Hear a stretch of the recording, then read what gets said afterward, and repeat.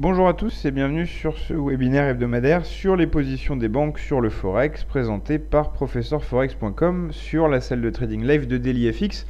Alors comme d'habitude, je vais vous demander s'il vous plaît de confirmer que vous avez le son et l'image correctement de votre côté. En attendant, je vais présenter un petit peu ce dont on parle toutes les semaines aux nouveaux arrivants. Alors, on parle d'un service qui est donc édité par professeurforex.com. Précision importante, c'est un service qui est pour les clients FXCM gratuit. Donc c'est un service qui est offert aux clients FXCM et ça consiste de notre côté à rechercher, rassembler, compiler et suivre des conseils de grandes banques sur le Forex, parfois des positions qu'elles prennent sur lesquelles elles communiquent et la plupart du temps des conseils qui sont entre autres accessibles sur les sites ou les abonnements de leur recherche économique. Toutes les banques ont des services de recherche économique et technique qui publient tous les jours de nombreuses analyses.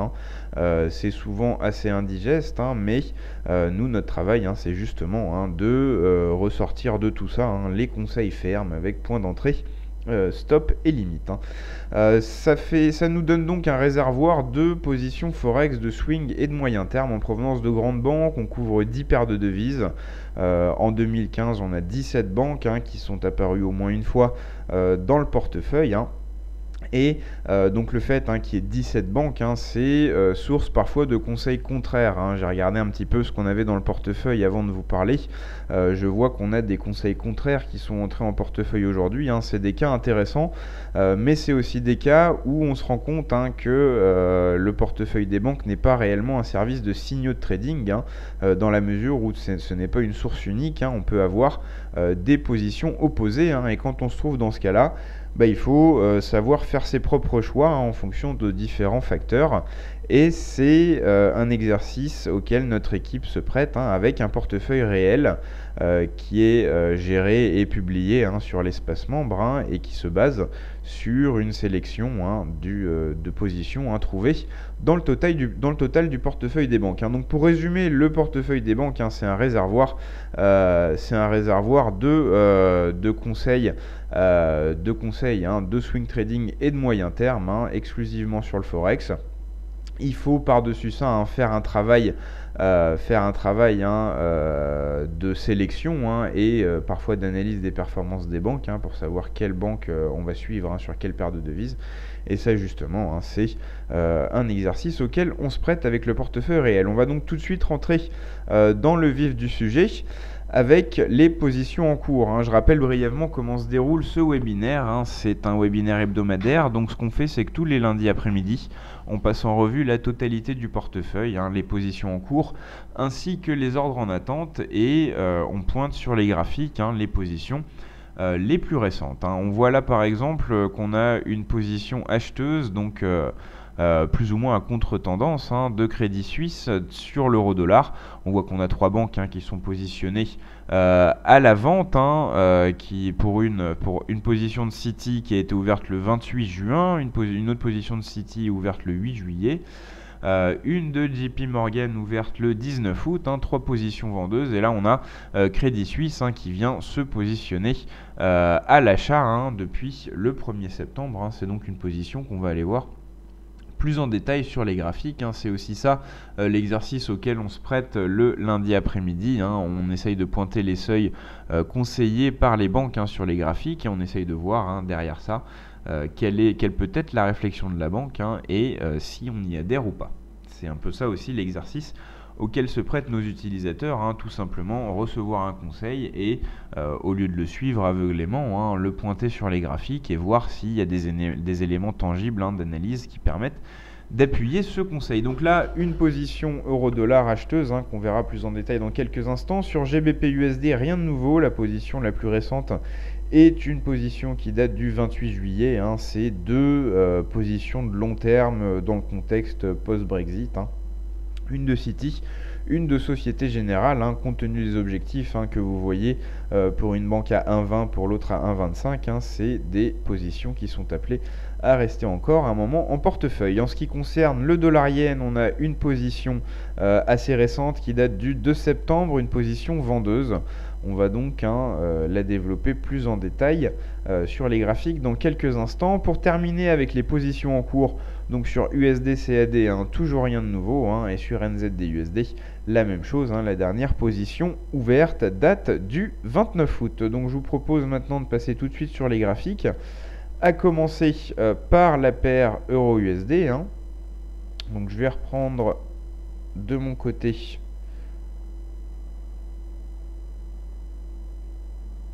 voilà. Je vais reprendre de mon côté les positions. Et je vais mettre de votre côté les graphiques. Voilà, graphique de l'euro-dollar. On va se mettre en données horaires. Donc moi je rouvre de mon côté les positions. Voilà.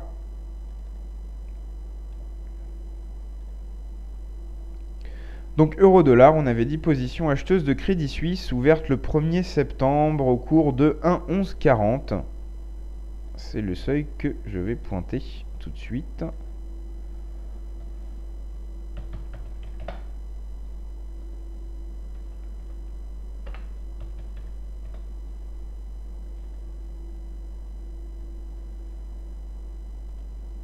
En vert, position acheteuse, le cours d'achat. L'objectif est à 1,1360.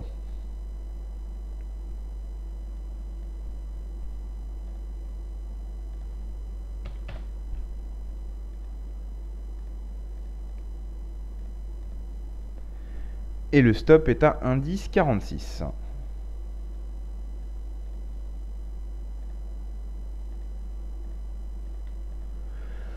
Voilà, alors bien sûr, premier critère pour attester de la validité d'une position, la gestion du risque. On voit là que ça respecte les principes fondamentaux de la gestion du risque avec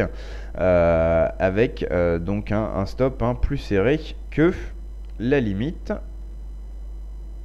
Voilà, alors si vous avez des problèmes de qualité, prévenez-moi, ça me permettra d'essayer de mon côté de fermer des applications et d'essayer de gagner un peu de mémoire. Donc voilà pour cette position acheteuse euro-dollar. Alors je vais pointer le moment de la prise de position. À peu près à ce moment-là. Voilà. Donc c'est une position qui s'est premièrement bien déroulée, vu qu'on voit qu'a pris la prise de position qui était donc sur les 1,1140. On est monté quand même jusqu'à un plus haut, 1,1251. Donc là, un gain de plus d'une centaine de pips, mais ça constituait à peine la moitié du chemin vers l'objectif. Malheureusement, pour cette position, on est maintenant de retour presque sur le prix d'équilibre. À l'heure où je vous parle, on est sur les 1,1146. Ça remet pas forcément en cause le bien fondé de la position, mais là c'est clair que c'était certainement pas ça qu'avait prévu la banque, sans doute que cette accélération haussière, la banque l'avait prévu, mais elle avait très certainement prévu que cette accélération haussière perdure. Là on a eu un cas particulier, je rappelle que la grande bougie haussière qu'on voit ici était consécutive au NFP, au rapport mensuel du chômage américain. On a eu des mauvais chiffres qui ont donc dans un premier temps plombé le dollar, ce qui a occasionné une hausse à 1,1251, 52. Si on en était resté là, peut-être que l'euro-dollar aurait poursuivi sa progression, mais on a eu d'autres informations ensuite, et notamment une information un peu surprise de la part de la banque Goldman Sachs, qui est toujours très influente sur les marchés, qui a dit vendredi après-midi que malgré les chiffres NFP du chômage décevant, elle avait décidé de rehausser la probabilité qu'elle prend en compte pour une hausse des taux le 21 septembre prochain aux États-Unis de 40 à 55%, c'est-à-dire que maintenant pour Goldman Sachs, malgré les derniers NFP décevants, il y a plus de chances que la Fed augmente ses taux le 21 septembre que de chances qu'elle ne les augmente pas.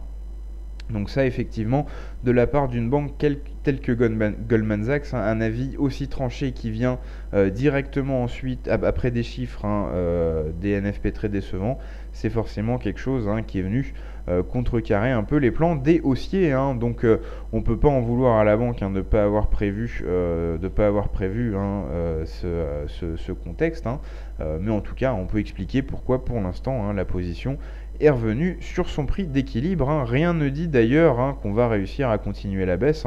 On voit que cette zone des 1,1130 à 1,1150, elle joue le rôle de support là depuis la fin du mois d'août, un support qui commence à avoir l'air de plus en plus solide.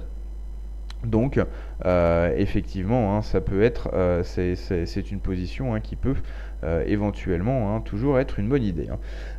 Si on s'intéresse à la validité des seuils, on voit que l'objectif des 1,1360 se situe juste avant les derniers sommets importants. Ça, c'est pas anodin, c'est certainement ça qui est dans la tête de la banque pour le choix de ce seuil. De même que le stop qui, comme on le voit, correspond à une zone de congestion ici assez récente. Donc voilà pour cette première position que nous devions mettre en lumière. Pour l'instant, disons que il vaut mieux se positionner en stand-by vis-à-vis de ce conseil. On voit qu'il est bien parti, a fait la moitié du chemin vers l'objectif, puis là on est de retour sur le prix d'équilibre, donc méfiance, mais c'est pas non plus une annulation de scénario. Voilà pour cette position euro-dollar. On va poursuivre avec... Alors, non, pas avec cette diapositive.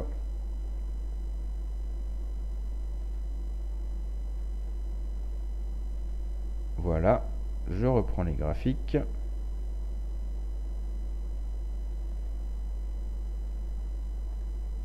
Voilà. Alors, la deuxième position qu'on devait mettre en lumière, c'était une position dollarienne de Crédit Suisse aussi. Crédit Suisse, pour ceux qui nous suivent régulièrement, c'est une banque parmi les plus actives, surtout en ce qui concerne le court terme. Et c'est une banque aussi qui envoie donc pas mal de positions de court terme, mais pas trop sur les autres échelles de temps. C'est pour ça qu'on la voit revenir souvent. Les positions de court terme, elles passent dans le portefeuille, elles sont fermées et ensuite il y en a d'autres qui arrivent, tandis que les autres banques sont sur des échelles de temps un peu plus longues, ce qui fait que on les voit, elles ont des positions forcément moins nombreuses, vu qu'elles ont des horizons de temps plus larges. Donc on continue, dollar-yen, je vais passer sur un graphique horaire de dollar-yen avec, donc c'était un ordre de vente, une position vendeuse, ouverture le 2 septembre au cours de 103,90.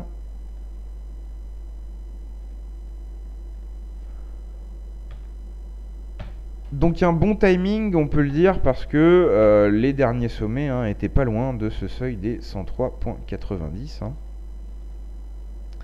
Dernier sommet sur les 104,31. Le 2, c'était ici.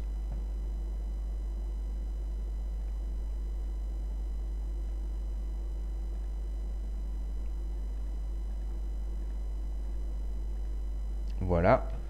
Donc là, prise de position à la vente. Pour l'instant, c'est une position qui est en gain. Au moment où je vous parle, on est sur les 103,30. On a potentiellement un obstacle sur les 103, 103,10. L'objectif de cette position vendeuse est sur les 100 points.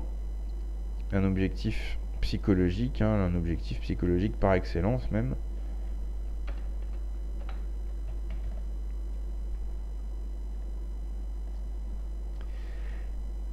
Et le stop est à 104,47.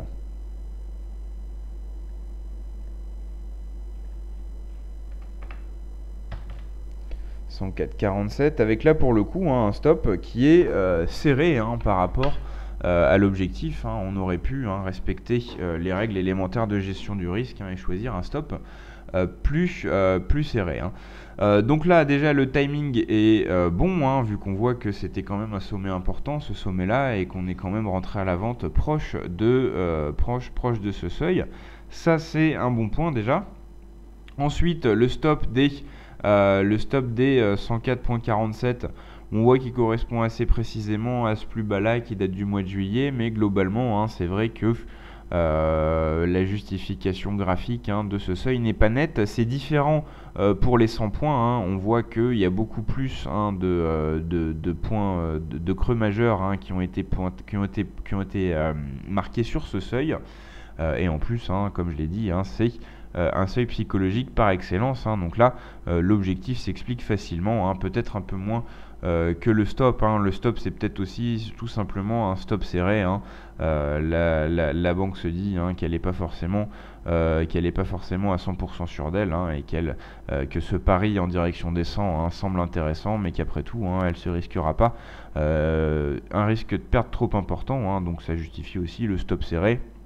Ce genre de stratégie aussi justifie qu'on positionne le stop essentiellement en fonction de la gestion du risque, hein, et pas forcément en fonction de l'analyse. Hein. Donc voilà pour cette position dollarienne qui est en gain pour l'instant et qui est dans ses premiers développements, hein, ce qui veut dire que elle est toujours intéressante, hein, pour ceux qui souhaiteraient la suivre. Peut-être que maintenant, hein, il faudrait attendre une cassure nette, hein, des 103 points, hein, pour une deuxième confirmation. Hein. Mais c'est une position, hein, qui reste quelque part, hein, encore valable à suivre. Dans les positions en cours récentes, on n'avait plus rien. Hein, donc je vais repasser sur les diapositives et je vais vous parler des positions en attente. On en a des nouvelles et notamment, hein, je vous parlais de ce cas euro-yen, hein, avec deux ordres limites contraires, un ordre limite d'achat et un ordre limite de vente. Hein. Donc là, c'est un cas qu'on va voir un peu plus en détail, de même que cet ordre limite d'achat USD-CAD. Pareil pour l'ordre limite d'achat AUD-USD. Hein. Et également USD-CHF. Hein. On a enregistré pas mal d'ordres en attente aujourd'hui, en attente ces derniers jours, hein, notamment deux ordres en attente, hein, aujourd'hui et 3 vendredi dernier. Hein. Donc on va les passer en revue. On va tout de suite, hein, revenir sur les graphiques. Je vais d'abord rappeler, hein, pour les débutants, hein, ce que sont les ordres limites. Hein. Un ordre limite d'achat, c'est quand on place un cours d'entrée, hein, en dessous du cours actuel. Hein. On veut acheter à meilleur compte. Hein. On attend que ça baisse pour acheter à un bon prix. L'ordre limite de vente, hein, c'est l'inverse. Hein. On attend que ça monte pour pouvoir vendre à un meilleur prix. Hein. Voilà la stratégie qui se cache derrière les ordres limites. On va donc repasser immédiatement sur les graphiques. Voilà. Avec tout d'abord, comme on l'avait dit, euro-yen.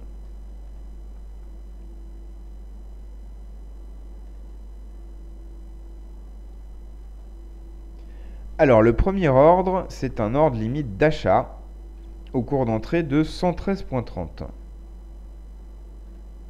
Donc on attend que la correction se poursuive jusqu'à 113,30 pour pouvoir seulement à ce moment-là, hein, se positionner à l'achat.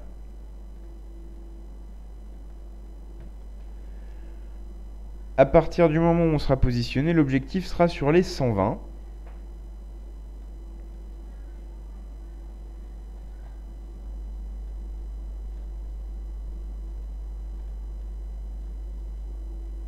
Donc on va même peut-être pas s'en donner 4 heures. Hein. Là c'est quand même une position avec des objectifs assez éloignés.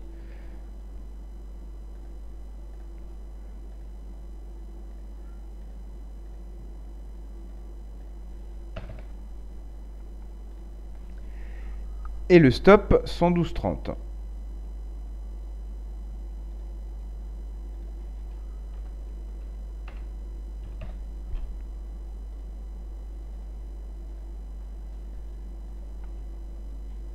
Voilà, donc là un stop également serré, un stop qui se justifie aussi par les deux derniers plus bas importants, hein, qu'on voit ici. L'objectif sur les 120, hein, est de son côté, hein, peut-être plus psychologique qu'autre chose, hein, avec peu de points de contact récents, hein, d'un point de vue graphique. Hein. Donc là, hein, c'est très certainement plus le côté psychologique du seuil des 120, hein, qui est qui est dans l'idée hein, de la banque. On voit aussi que c'est pas une position qui mise complètement sur un retournement de tendance, hein. C'est une position qui mise au contraire hein, toujours sur la possibilité de respect de cette large tendance baissière, hein. On voit, on peut tracer grossièrement hein, une ligne de tendance, hein. Voilà, on va essayer de la faire passer par le maximum de sommets, mais enfin bon, on se rend compte que le seuil des 120, hein, le fait qu'on s'arrête sur le seuil des 120, ça montre quand même hein, que c'est pas qu'on garde hein, toujours l'opportunité ouverte hein, d'un retour hein, vers de nouveau plus bas. Enfin bon, j'aurais considéré cette position comme une position misant sur un retournement plutôt au-dessus de 123, 125. Hein. Là, 120. On reste quand même hein, sur une position qui laisse la possibilité de repartir à la baisse ensuite, hein. Le stop, hein, j'en ai déjà parlé, là effectivement il est très serré et très graphique également, hein. Donc là voilà hein, une position qui attend sagement hein, son cours d'entrée. Là on voit que ça a bloqué sur les 116, hein. Depuis les 116 hein, on décline quand même pas mal. C'est pas exclu qu'on le touche, hein, ce seuil d'entrée des 113,14. Mais personnellement, j'aurais plus aimé un cours d'entrée sur ce seuil-là, hein, plutôt sur les 113,90, hein, 114. Voilà, on voit que c'est un seuil hein, qui dans la correction sera potentiellement un support important, peut-être plus important que les 113,30. Hein. On voit qu'il y a pas mal de points de contact avec les 113,90. Donc là, c'est la petite critique hein, qu'on pourrait apporter. Hein. Peut-être que le cours d'entrée ne sera pas touché hein, à cause du support des 114. On va poursuivre avec la deuxième position euro-yen, le deuxième conseil anticipé euro-yen, hein, le deuxième ordre limite, qui concerne cette fois la vente et donc au-dessus du cours actuel, hein, le cours d'entrée à 116,99.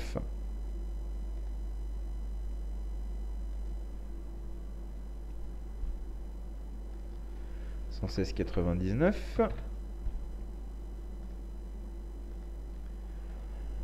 Donc là, on attend que ça remonte à 116,99 pour se positionner à la vente. Je rappelle que c'est une position qui a été ouverte, enfin qui a été conseillée le 2, donc à peu près par là, hein. Voilà. On est monté jusqu'à 116,34, hein, donc on s'est quand même plus ou moins approché hein, du cours d'entrée. Et là, on voit qu'on a une baisse quand même assez conséquente, hein. Peut-être que c'est une position qui a raté le départ, hein. Peut-être que la banque hein, misait sur la poursuite de ce mouvement haussier jusqu'à 116,99 pour ensuite redescendre, hein, et qu'en fait hein, ce mouvement haussier n'est pas allé assez loin pour toucher le cours d'entrée, hein. Donc à surveiller dans les mises à jour hein, des positions des banques hein, dans ces prochains jours, hein. Peut-être effectivement hein, que cet ordre va être annulé hein, si le scénario que je vous ai expliqué se confirme.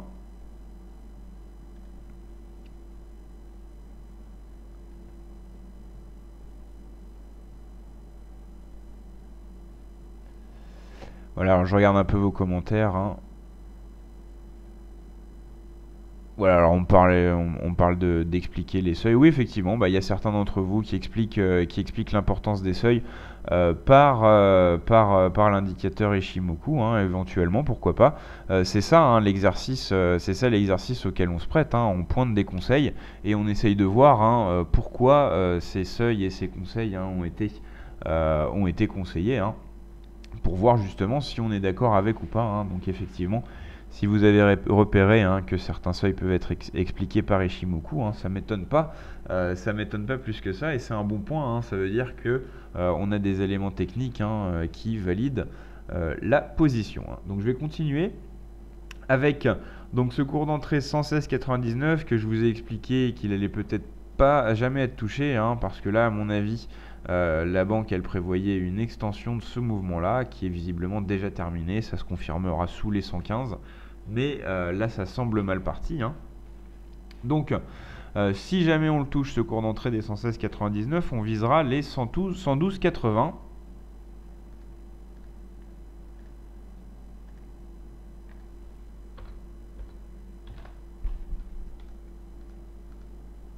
112,80 avec un stop à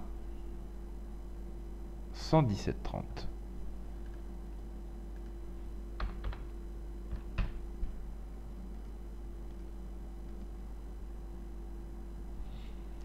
Voilà.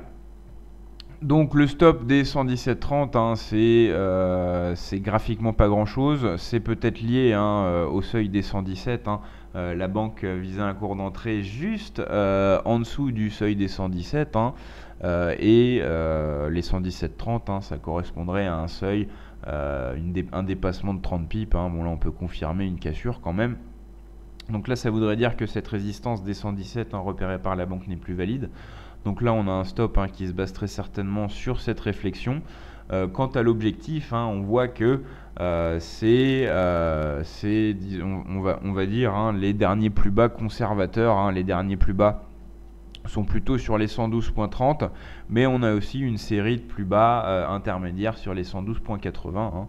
Et c'est peut-être plus prudent un objectif sur les 112,80 plutôt que d'essayer d'aller chercher quelques pips supplémentaires et de prendre de beaucoup plus gros risques. Voilà donc pour ce conseil vendeur euro-yen. C'est toujours intéressant de le pointer sur le graphique, mais là malheureusement, comme je vous l'ai dit, à mon avis, les mises à jour des prochains jours vont confirmer l'annulation de ce conseil ou alors l'ajustement du cours d'entrée. On avait, avant de terminer, on va voir une autre position intéressante. USD CHF, c'est une devise qui est pas très active dans le portefeuille, donc on va en profiter avec cet ordre limite de vente à 98,30 qui a été enregistré aujourd'hui. C'est aussi pour ça que c'est intéressant, c'est tout frais.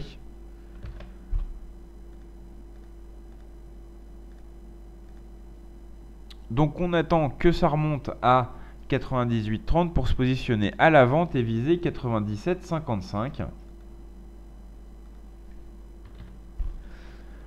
Là c'est intéressant parce que c'est le type de position qui est quand même assez rare dans le portefeuille des banques. Là c'est une position de court terme. On voit que c'est le type de position qui, avec un peu de volatilité, pourrait se réaliser en une journée sans problème. Et le stop donc 98,66.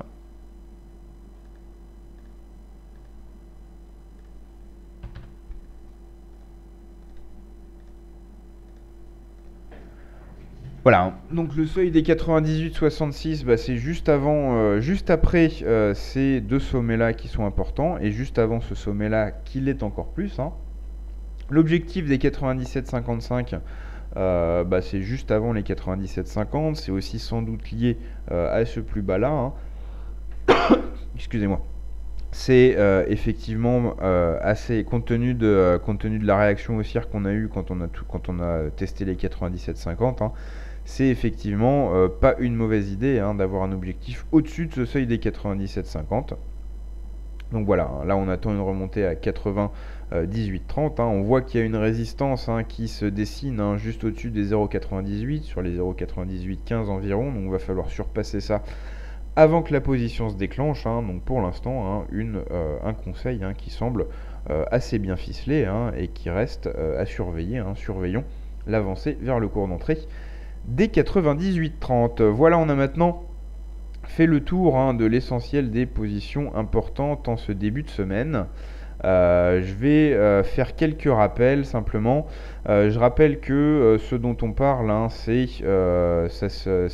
bien sûr il y a plus de choses sur l'espace membre que ce que je vous montre ici. Notamment l'historique des performances avec des classements détaillés des banques. Quelle est la meilleure banque pour chaque paire de devises sur le dernier mois, sur les 3 derniers mois, sur l'année dernière. Tout ça, c'est des données qui vous aident à choisir les positions que vous suivez dans le portefeuille des banques. Il y a aussi ce portefeuille réel, le portefeuille réel géré par notre équipe à partir d'une sélection de conseils de banque que vous retrouvez sur l'espace membre.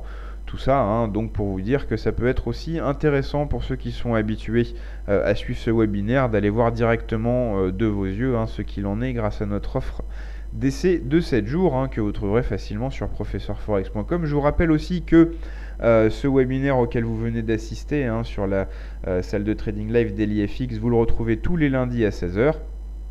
Et je rappelle aussi que ce service du portefeuille des banques est offert pendant un an aux clients FXCM, en plus de la formation Université du Forex, qui est la formation qu'on commercialise depuis plus de 10 ans, qui est aussi quelque chose qui est donc offert aux clients FXCM qui ouvrent un compte par l'intermédiaire de notre site professeurforex.com. Voilà. Je vais donc vous souhaiter à tous une très bonne fin d'après-midi, une très bonne semaine de trading. Et je vous dis donc à la semaine prochaine pour refaire le point sur les positions des banques. Au revoir.